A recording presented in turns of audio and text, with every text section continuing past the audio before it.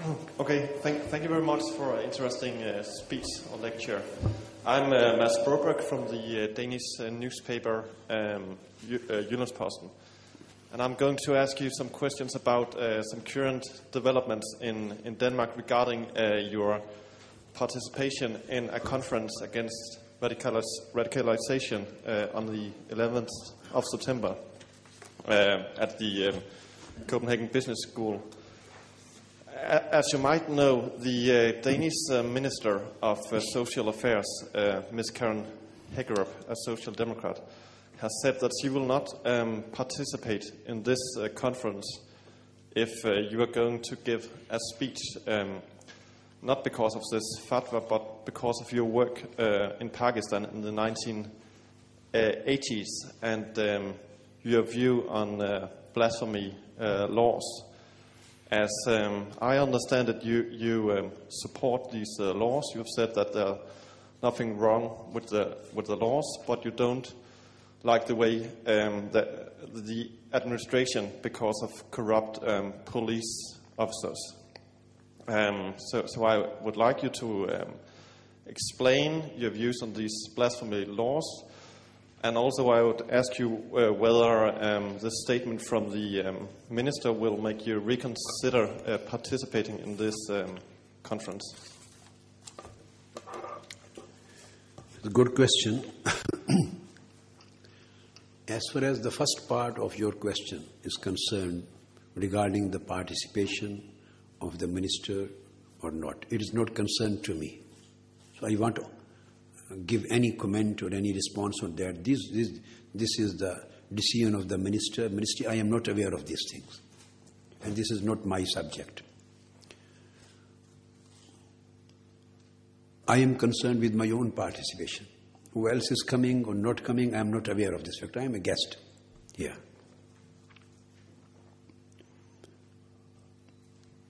Secondly, I have gone through some newspapers today and yesterday, which you have asked the question about the blasphemy.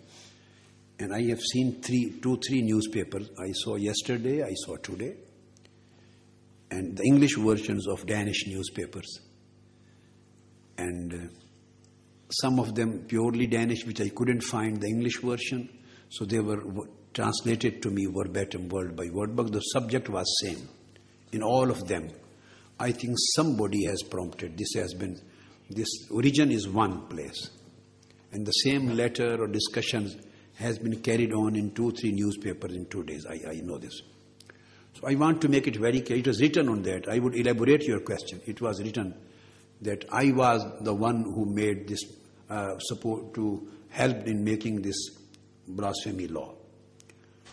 And it is written I was advisor of General Ziaul Haq at that time who made this Sharia law. And so on and so forth. So I want to make it clear, I have never been advisor of General Ziaul Haq, the founder of these laws. Never in my life. I was against him, considering as a dictator. Rather, I led a very big movement against dictatorial move. And there was about 200,000 to 300,000 people when I was leading that movement to bring an end to dictatorial rule and to come to democracy. I was against him. Number two, since I was neither his advisor nor member of his cabinet, never, and nor member of his parliament. So what was my task in formulating of these laws? Laws are always formulated in the parliaments. I had never been member of the parliament throughout my life. Never. I have never been the member of any cabinet throughout my life in Pakistan. I was member of parliament only, elected member of parliament in 2002 in the regime of General Pervez Musharraf. This was my first participation in parliament in my life, and I was never connected with the governments before that. And the laws were made in 80s sometime when Ziaul Haq, and he never ever consulted me on this subject. I'm saying it categorically. I'm responsible for what I say. He never consulted me. He never spoke to me on this subject of this law. He consulted me only once when he was formulating a law regarding the blood money. If a woman is murdered or a man is murdered, then what would be the monetary punishment? In Islamic law, there are two kinds, either retaliatory punishment or monetary compensation. He didn't consult me at that time too. I was here in Norway and Denmark on my tour. Now, I was in Norway at that time when he was going to pass the law, General Zia-ul Haq, that if a man is murdered, then compensatory punishment which would be given to the heirs of the murdered would be, for example, I'm telling, say 1 million rupees. You have 100,000 rupees. Or you can say, if it is you can say 100,000 crown. Just I am giving an example. But if this would be a monetary punishment, and it would be given as financial compensation to the heirs if a man is murdered. And if a woman is murdered, then compensation would be half. This General Zia-ul Haq, on recommendations of his people, those who were in his government, they recommended this law and he was going to sign this law that day. I was on my European tour, and from Norway, I reached 1 day earlier in Pakistan. And I never knew what was happening there. I was addressing a gathering and there were some news and media people there, and they asked me a question as you stood up now. Dr. Qadri, what is your opinion on this blood money matter? Because the law is being made that the women right in this financial compensation is half than a man. What is your opinion? I said this is a wrong law. I condemn it, and I am in favor of equality of man and women. I don't believe in discrimination of sex. So I gave a brief answer in a press gathering. This was published as a front page, what do you say, the big headline. This was published as a headline. That was the day when the draft of the law was in front of President of Pakistan, General Zia-ul Haq, and his cabinet was sitting there, and he was going to sign this discriminatory law. At the same time, his military secretaries, they put the file of newspapers where my statements was published as a headline that Professor Qadri has said this, contrary, opposite to the views of other ulama, the scholars. He says, no, it should be equal. He didn't sign it. He had a regard. It was my young life, although being a professor of law, but he had a regard of my literary and my academic position. He himself called me. He rang me. And my secretary told the President of Pakistan wants to speak to you. I received the call. He said, Dr. Qadri, is this really your statement? That women's right is equal to man? I said, yes, positively this is my statement. So you are of this view? I said, yes. He said, no other scholar of the whole country has supported your view. Everybody has said me half. I say, I don't bother any other scholar supports this view or not. My view is supported by Quran. Then he said, I want to hold an official debate on this subject. I said, I'm ready. Give me 3 days for preparation. So I took my books. There was a preparation. Then Islamabad, then presidency. I gave 8 hours discourse and arguments in favor of the equality of both sex. In front of all judges, ulama, cabinet members, governors and chief ministers. 8 hours. And when I finished my arguments, he asked all those ulama who had given their view in favor of half, but do you have any question? None of them stood up. They said, we are of the same view, but we can't question the authoritative talk of Dr. Qadri. We will discuss this later. So General Ziaul sent that law back, and he got a new draft, and that was based on equality of the sex, male and female. My involvement was just once on this matter. So whatever is being published, that is totally wrong. I think those people should correct their source.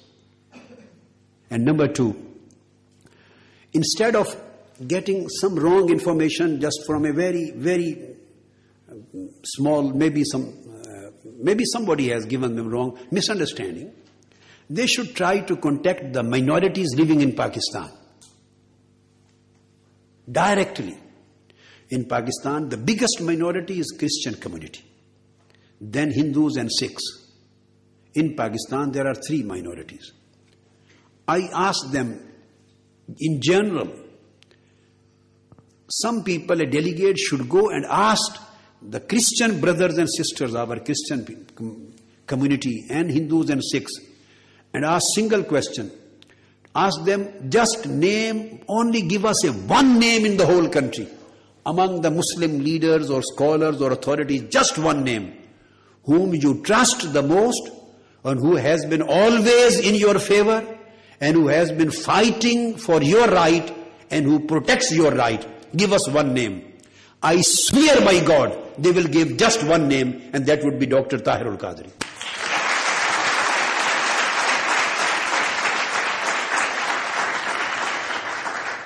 These are wrong information which have been spread.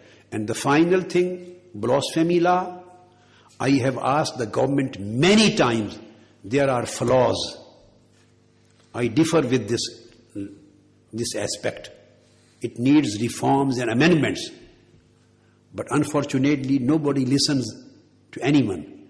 I would suggest the governments, Western governments, who provide the aids, who provide grants to all countries, I'm not talking of Pakistan now, just I'm talking in generality, to those countries where there is discrimination for minorities, where there is discrimination of sex, discrimination of minorities, or where the laws are misused to intimidate or to create an harassment for minorities, they should stop their aids and grant.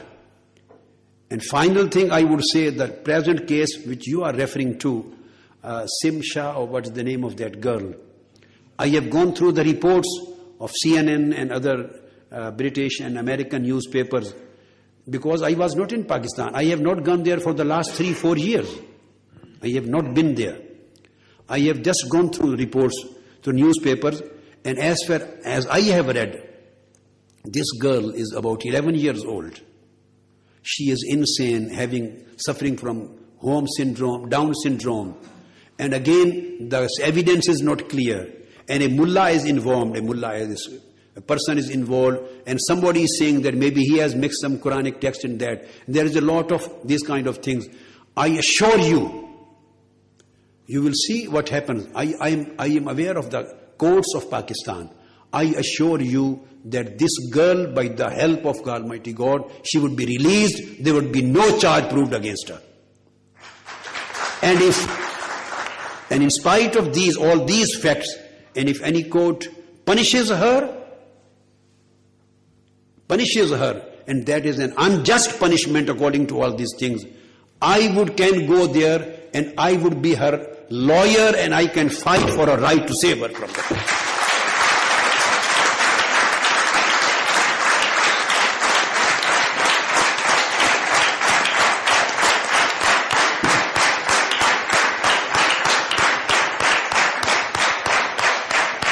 And another interesting thing, since I read these news wrongly spread and published in newspaper, I brought my speech on the blasphemy law.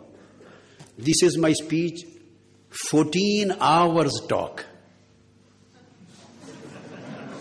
Now you should ask the newspapers, sit down and listen my 14 hours talk, so that they should know. They should know what is my stance on blasphemy law.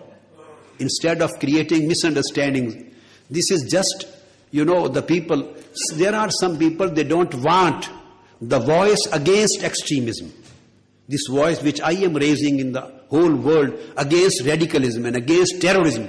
There are some people, they don't want this voice to be heard and this message to be propagated to the youth. They don't want me to try to change their mindset. I'm trying to get Islam back from Bin Ladenians. I want to get Islam back from Bin Ladenians. My message is follow Al-Quran and don't follow Al-Qaeda. And follow Muhammad and don't follow Bin Laden. So they don't want that this very strong and powerful message should go to the youth. That's why they create misunderstandings. Oh, this is a radical, I have read. This is a radical person coming here. I say, yes, I am a radical in countering extremism. I am radical in countering radicalism. I am radical in countering terrorism. These are my views. Because I said that I will fight against terrorism. But the fights of the government, there are military fights. My fight is philosophical fight, theological fight, academic fight, jurisprudential fight, fight on the basis of knowledge. My fight is fight of ideas. And I will continue this fight till my last moment of life. That's why I am a radical against terrorism. I have given my full view on the law of blasphemy, and it is available on YouTube. 14 hours talk. And this is more than enough. I can give you an evidence. That's it.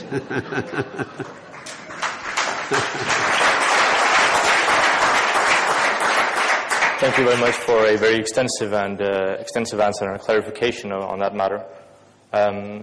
We have a participant here in the second row.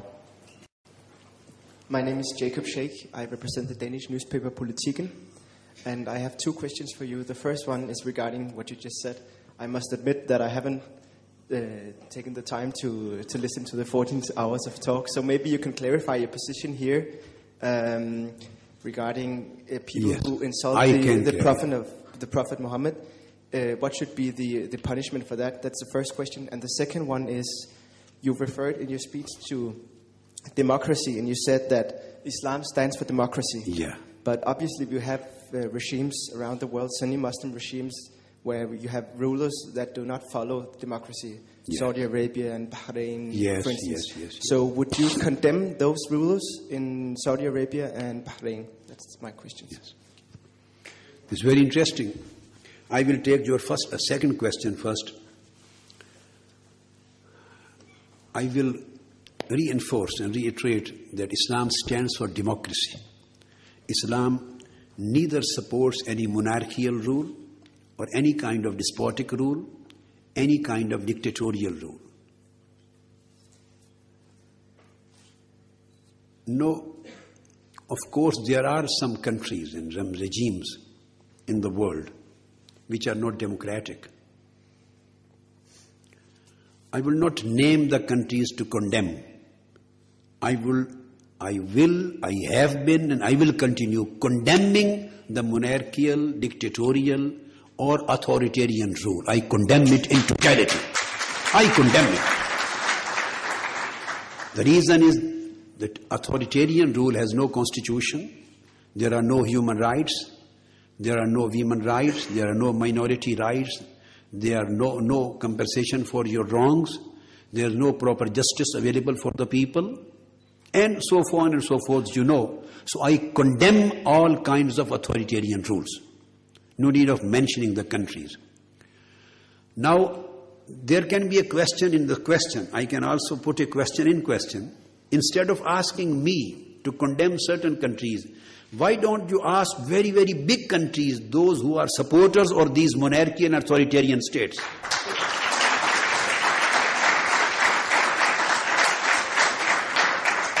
We should, the whole of Europe and the whole of America, we should get unite to finish all these rules instead of picking up one or two or three and leaving many others.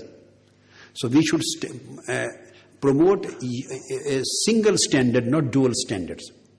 So the big governments at UN, if they decide if there is any dictatorial rule or monarchical rule or no democracy and no human rights, throw them out of the membership of UNO. Don't provide them those rights and protections and privileges. Some major steps are to be taken against those countries which are totally crushing the democracy down. So they are much more important than my weak voice as an individual. The big countries are there to protect and promote them and having good friendship. So the global community should stand up for that. I am condemning, and I can't do anything more than condemnation. Second thing, regarding you asked the question of what should be the punishment of blasphemy. My dear, this is a very complicated and complex question. This is purely a matter of faith. And I don't think whether you got any chance of reading Bible or not. This is not a law made by Quran. Originally, this law of blasphemy, the death punishment for blasphemy of Lord and prophets, this was first of all revealed in Bible. Let me give you the real history of this law. The first of all, this is the law given by Bible, Holy Bible. The Old Testament. I quote you. Leviticus, I'm quoting the Bible, Old Testament, book 24, chapter, verse 13 to 16. Holy Bible says, and the Lord spake unto Moses, saying, he that blasphemeth the name of the Lord, he shall surely be put to death. These are the words of Holy Bible. And all the congregation shall certainly stone him. And there are many other references. Then time came of Jesus Christ. Gospel appears in New Testament. He did not repeal specifically this law of blasphemy that the blasphemous should put to death. This would be the death would be the punishment. Holy Jesus Christ also specifically did not repeal, did not abrogate this law. But he didn't speak on this subject separately. Whatever he said, the Holy Christ, Jesus Christ, he said, whoever, now I'm quoting again Bible, but New Testament, Gospel.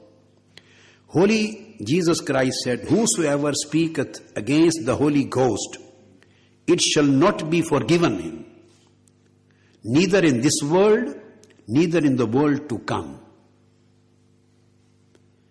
It is in Matthew 12, 31, 32. Then it comes in Mark again. But he that shall blaspheme against the Holy Ghost hath never forgiveness.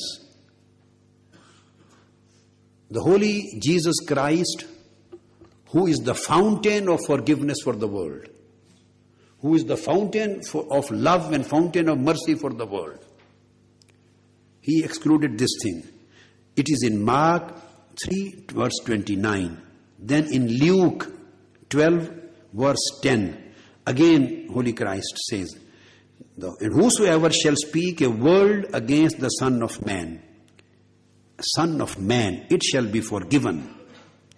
But unto him that blasphemeth against the Holy Ghost, it shall not be forgiven. So this law of blasphemy was maintained in New Testament in the Gospel too. Same laws of blasphemy continued till the Quran was revealed. And Holy Prophet Muhammad also did not repeal it, as the Holy Jesus Christ didn't repeal it. So he also maintained it. So the originally law of blasphemy, the death punishment law, originally was revealed on Moses in Old Testament, the Holy Bible. This was implemented, and it is still up till today in the Holy Bible. and it was neither repealed by Holy Jesus Christ, not repealed by Prophet Muhammad of Islam. So my dear brother, the basic complication is that law has two aspects. Law, as a student of law, one is known as substantive law and one is known as procedural law, which you said administrative law. Substantive and procedural law. There are two kinds of states. This is your right. I am favoring you. For example, formulating law is the right of parliament. Is not my right and it is not the right of journalists. This is the right of parliament. You may elect your members. They may decide that our law would be secular. Parliament of Denmark and Norway may decide that our law would be secular, not based on Holy Bible or Quran.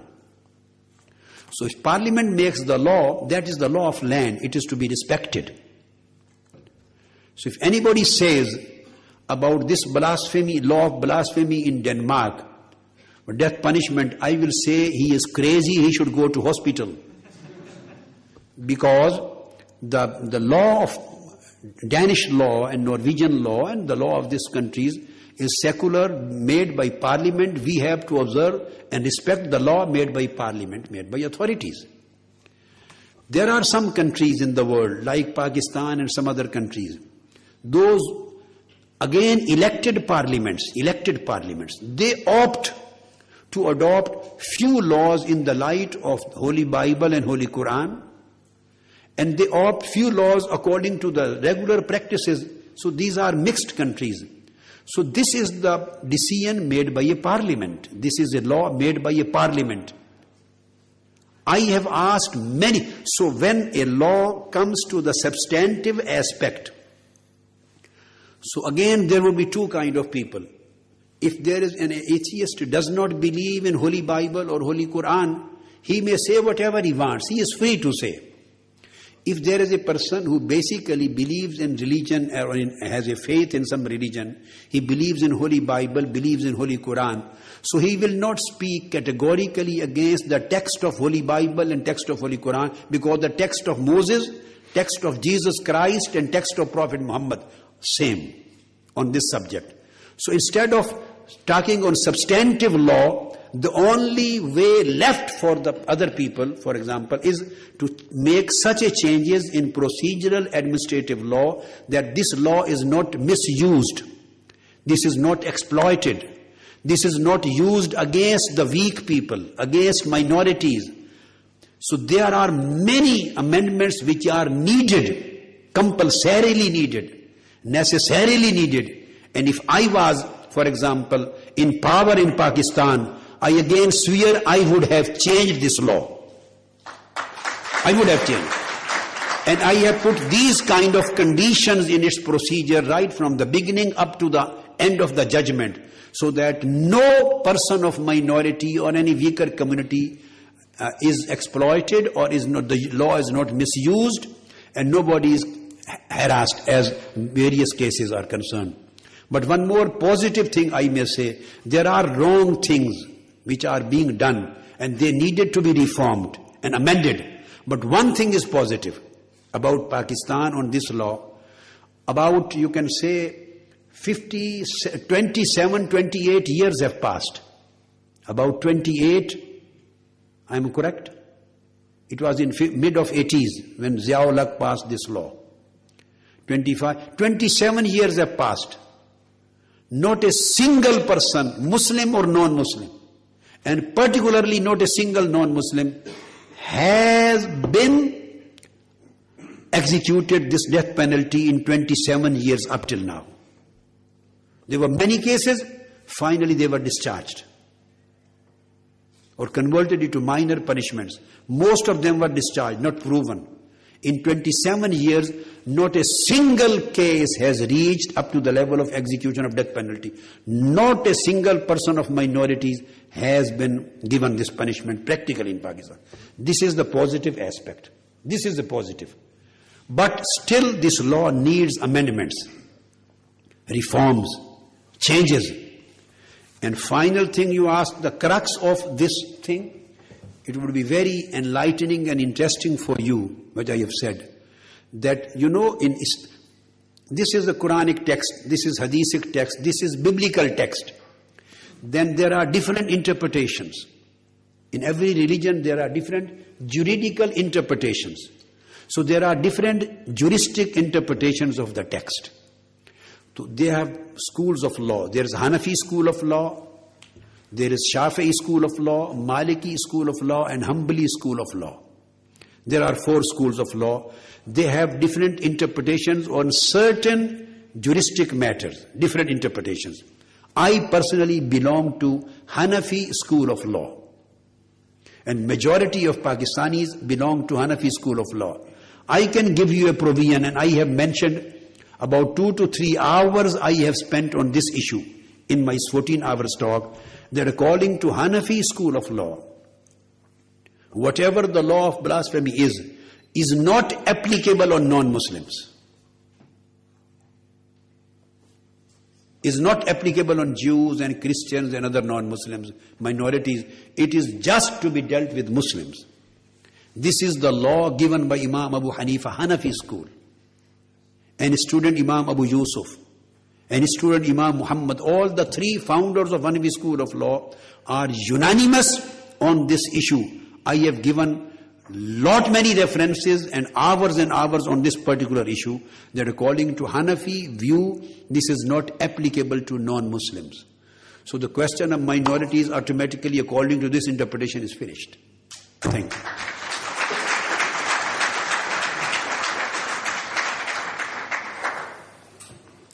So if I speak categorically on the substantive aspect, it means I am speaking directly against the text of Holy Quran. I am speaking directly against the text of the New Testament Gospel and Holy Jesus Christ, and I am speaking directly against the text of Bible, Old Testament, the text of Moses. So I don't want myself to be in confrontation with Holy Moses and Holy Jesus Christ and Holy Prophet Muhammad. I will take myself away from this part. Now the remaining aspect regarding the changes in procedure so that the protection is granted to minorities, I am ready to go to any extent for these changes where minority rights can be protected. I can go to any limit.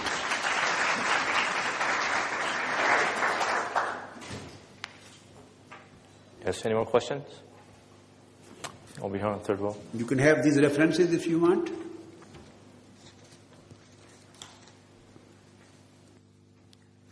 And the Leviticus, which I quoted the reference from Holy Bible, there are again 3 places, 24:14, 24:16, 24:23. Then Moses spoke to the Israelites, and they took the blasphemer outside the camp and stoned him. And Israelites did as the Lord commanded Moses. This is again 2nd verse. There's another verse, number 16.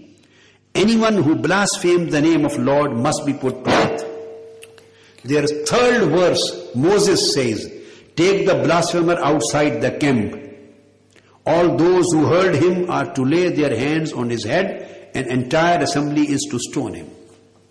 So I won't discuss these texts. I don't want to be in confrontation with Holy Moses, because believing in Holy Moses is my faith, and Iman is my faith. I will become disbeliever if I come in confrontation of Holy Moses. Believing in Jesus Christ is my faith. I will become disbeliever if I criticize Holy Christ. Believing Prophet Muhammad and his command is my faith. So I will not confront these texts, but I will come to the interpretation, or I will come towards implementational aspect. An implementational aspect, I have already said, needs reforms and amendments, and I can go to any extent which somebody cannot even imagine to protect the rights of minorities and non-Muslim and weak communities.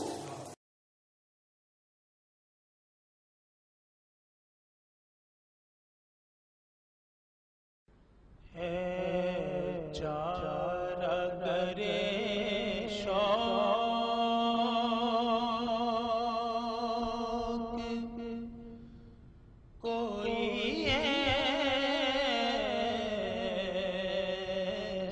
दबा दे है चारा करे शौक कोई ऐसी दबा दे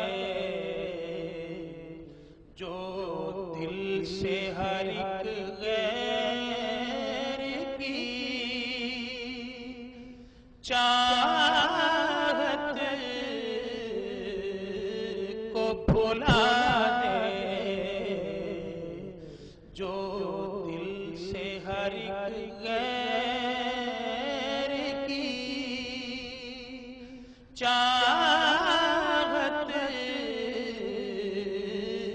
को भुला दे बस देख लिया दुनिया